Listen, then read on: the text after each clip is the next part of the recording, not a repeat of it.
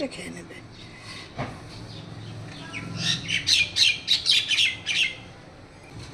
এইভাবে রান্না করার পরে রেসিপিটা তোমরা মাছ মাংস সব কিচ্ছু দরকার পড়বে না, একদম এরকম একটা দারুণ রেসিপি খাও, খেতে ভালো স্বাদ।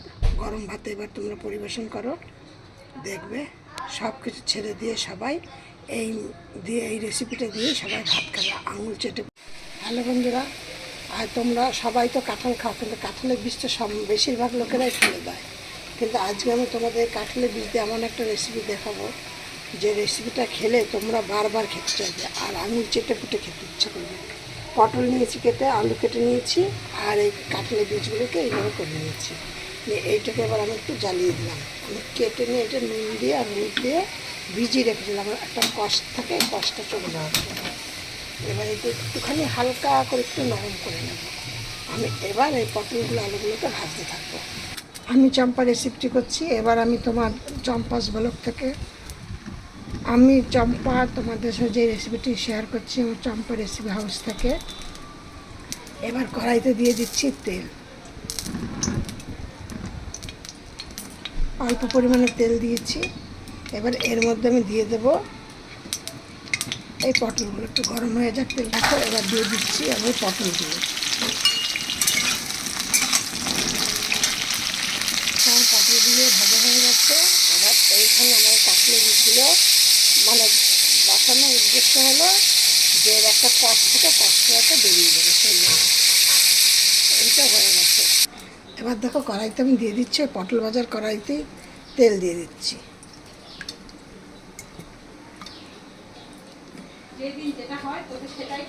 কিছুটা জিরে, সাদা জিরে।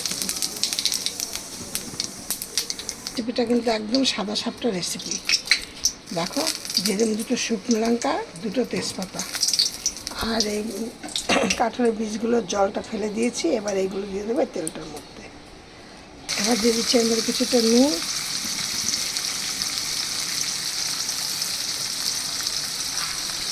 আর দিলাম কিছুটা হলুদ।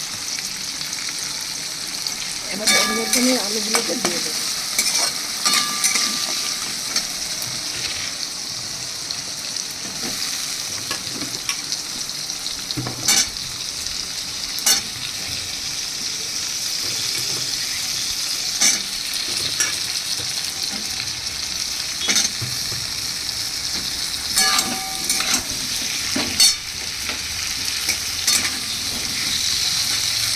দেখো এগুলো আমার বেশি লাল লাল করে ভাজা হয়ে গেছে, আর বেশি ভাজবো না, চাইলে আবার এই কাঁঠাল বীজগুলো বেশি কটকটে হয়ে যাবে, মুলাম থাকবে না।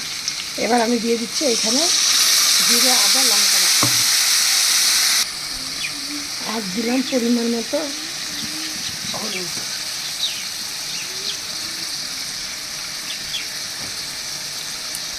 আর এবার দেবো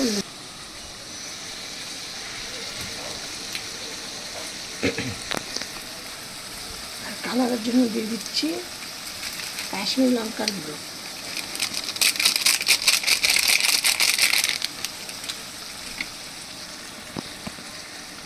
এটা যেহেতু নিরামিষ তরকারি, সেহেতু একটুখানি ঝাল ঝাল মিষ্টি মিষ্টি নুন হতেই তরকারিটা খেতে ভালো লাগবে। এটা হলো দুই রকমের করতে পারে, আর দুই রকম 3 রকমের করতে পারবে। এর মধ্যে ইলিশ মাছের মাথা দিয়ে করতে পারবে, আবার চিংড়ি মাছ দিয়ে করতে পারবে। দারুণ স্বাদের একটা রেসিপি। আর আমার এটা হচ্ছে নিরামিষ রেসিপি। এবার দেখো আমার জন্য মশলাটা কষানো হয়ে গেছে, কেমন তেল বেরিয়ে গেছে। এই দেখো দেখেছ, হেভি তেল বেরিয়ে গেছে। এবার আমি এর মধ্যে জল দিয়ে দিচ্ছি।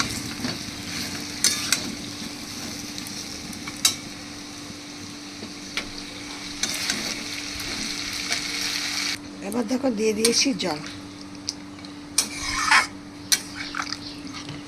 এটা ভালো করে ফুটবে। এর মধ্যে আমার সব রকমের সবজি দেওয়া আছে, সবজি না, কাঁঠালের বীজ, পটল আর আলু।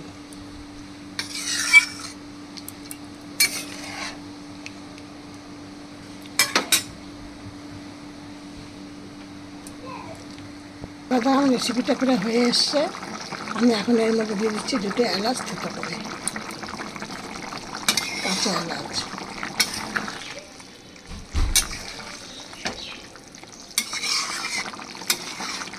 তোমরা এইভাবে একটা রসা করো, করে এইভাবে করে তারপর তোমরা খেয়ে দেখো, গরম ভাতের সাথে দারুণ জমে যাবে, একদম দারুণ একটা রেসিপি। এবার দেখো আমি গ্যাসটা অফ করে দিচ্ছি।